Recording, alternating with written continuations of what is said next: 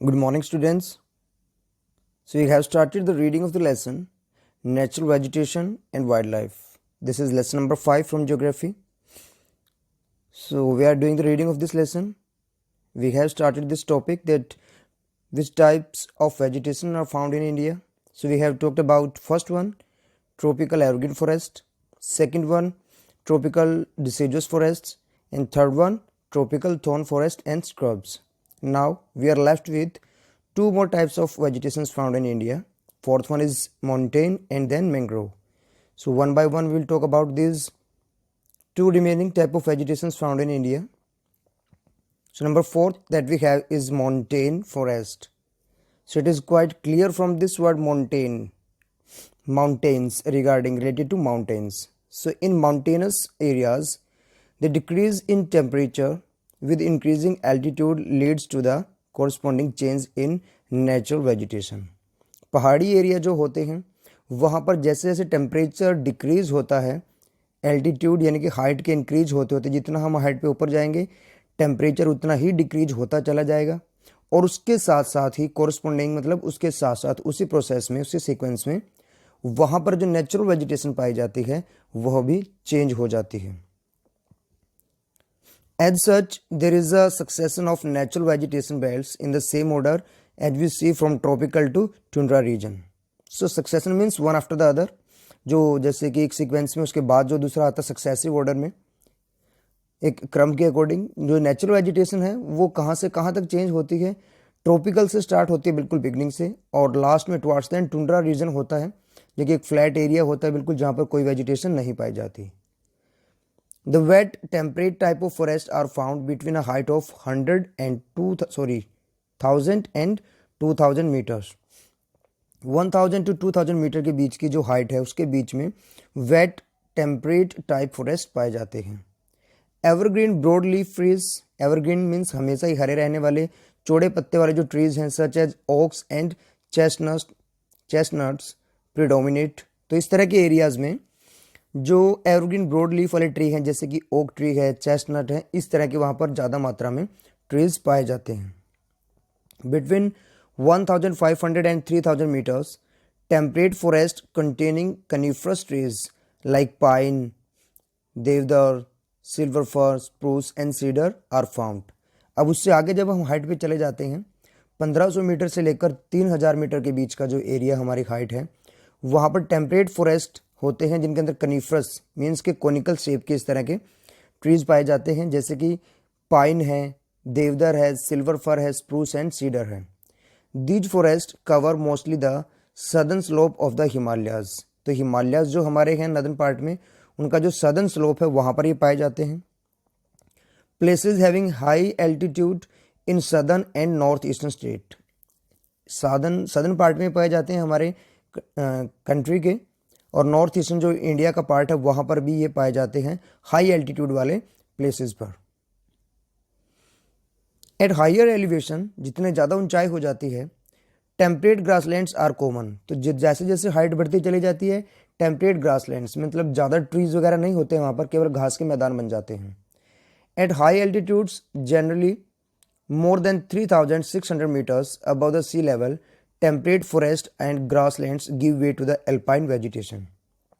3600 meter की height से ऊपर जब सी लेवल से ऊपर पहुंच जाते हैं सो टेम्परेट फॉरेस्ट और ग्रासलैंड्स जो है उनकी जगह पर क्या आ जाता है वहाँ पर एल्पाइन वेजिटेशन आ जाती है. Silver fir, juniper, pines and birches are the common trees of this forest. However they get progressively stunted as they approach the snow line. जैसे जैसे हम ऊपर हाइट पे जाते हैं तो प्रेसिपिटेशन की फॉर्म भी चेंज होती रहती है. रेनफॉल की जगह जो है स्नोफॉल ले लेती है और जब स्नोफॉल के पास जितना प्रोग्रेसिवली जाते हैं जो यहाँ पर ट्रीज़ हैं वो स्टंटेड हो जाते हैं मतलब उनकी ग्रोथ जो है कम होती चली जाती है, हाइट उनकी कम होती चली जाती है. Ultimately through shrubs and scrubs they merge into the alpine grasslands. तो अल्टीमेटली क्या होता है छोटी छोटी झाड़ियाँ आती हैं, बड़ी झाड़ियाँ आती हैं और फाइनली वहाँ पर जाकर एल्पाइन ग्रासलैंड्स बन जाते हैं, घास के मैदान बन जाते हैं. पहले ट्रीज थे, फिर झाड़ी आई हैं, फिर बिल्कुल लास्ट में जाते हैं तो एल्पाइन ग्रासलैंड्स आ जाते हैं. These are used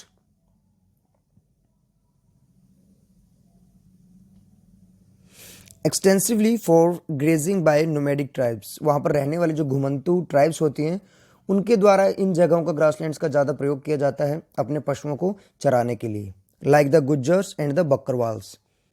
eight higher altitudes mosses and lichens form part of the tundra vegetation. अब बिल्कुल जब हम हाइट पर पहुंच जाते हैं जहाँ पर ग्रासलैंड्स भी नहीं होते हैं तो वहाँ पर मोसेज एंड लाइकन्स जैसे कि काई होते हैं वो पाए जाते हैं, और टुंड्रा वेजिटेशन मतलब वहाँ पर ट्रीलेस हो जाते हैं, बिल्कुल वहाँ पर किसी भी तरह के ट्रीज नहीं रहते हैं।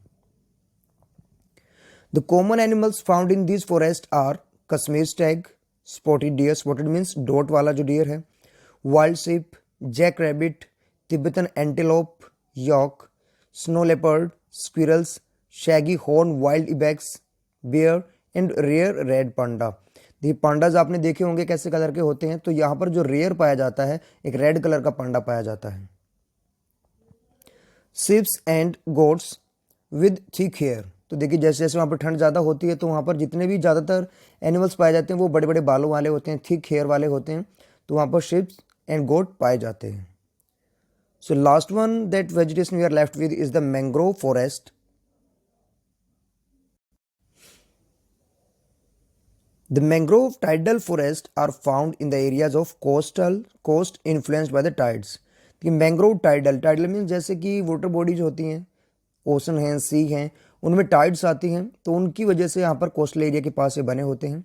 Mud and silt get accumulated on such coast, जो तटीय क्षेत्र होते हैं वहाँ पर क्या होता है, वाटर जो आता है वहाँ पर वाटर बॉडीज़ के द्वारा, उसकी वजह से वहाँ पर मिट्टी, कीचड़, इस तरह की चीज़ें इकट्ठा हो जाती हैं। Dense mangrove are the common varieties with roots of the plants submerged under water. तो मैंग्रोव वेजिटेशन में, मैंग्रोव फॉरेस्ट में जो मैंग्रोव टाइप के ट्रीज पाए जाते हैं उनकी विशेषता क्या है कि उनकी जो जड़ें होती हैं वो पानी में डूबी होती हैं नीचे। The deltas of the Ganga, the Mahanadi, the Krishna, the Godavari and the Kaveri are covered by such vegetation. So deltas देते हैं हमारे जो बनते हैं ईस्टर्न कोस्ट बनते हैं इंडिया के, तो वहाँ पर ये वेजिटेशन पाई जाती है जहाँ पर रिवर्स डेल्टाज बनाती हैं। In the Ganga Brahmaputra delta Sundari trees are found. सो गंगा और ब्रह्मपुत्र दोनों रिवर्स मिलकर जो एक डेल्टा बनाती हैं, वर्ल्ड का सबसे बड़ा डेल्टा है, सुंदरबन डेल्टा भी इसको जाना जाता है उस नाम से। तो सुंदरबन डेल्टा वाली जो जगह है वहाँ पर सुंदरी ट्रीज पाए जाते हैं। Which provide durable hard timber, उससे कि हमें हार्ड टिम्बर मिल जाती है फर्नीचर वगैरह में यूज़ करने के लिए, और ड्यूरेबल होती है, लंबे समय तक चलने वाली लकड़ी। Palm, coconut, coir, agar etcetera also grow in some parts of the delta. Royal Bengal tiger is the famous animal in these forest. So royal Bengal tiger जो है इन फॉरेस्ट में पाया जाता है, जो कि बड़ा फेमस एनिमल है। Turtles, crocodiles, gharials and snakes are also found in these forest. So royal Bengal tiger के साथ साथ यहाँ पर टर्टल्स भी पाए जाते हैं, क्रोकोडाइल्स भी हैं, घड़ियाल्स भी हैं, स्नेक्स भी यहाँ पर पाए जाते हैं। So we can see this two type of vegetation on the map as well. So the montane forest, it has been shown there on the map. In these areas, mountainous areas, this part of India and these parts, northeastern part you can say of the country. In the last one we have montane forest, sorry mangrove forest we have। जैसा हमने पढ़ा है कि coastal areas पर पाए जाते हैं, तो हमारे जो मैंग्रोव फॉरेस्ट हैं वो यहाँ पर हैं, इस वाले एरिया में हमें हल्का हल्का इनको दिखा रखे जहाँ पर डेल्टाज बनते हैं। So it was all about the vegetations found in India. In our next video, we will talk about the fauna or the animals, or we can say we will talk about the wildlife that is found in India. So that's all about this topic in this video. Thank you very much.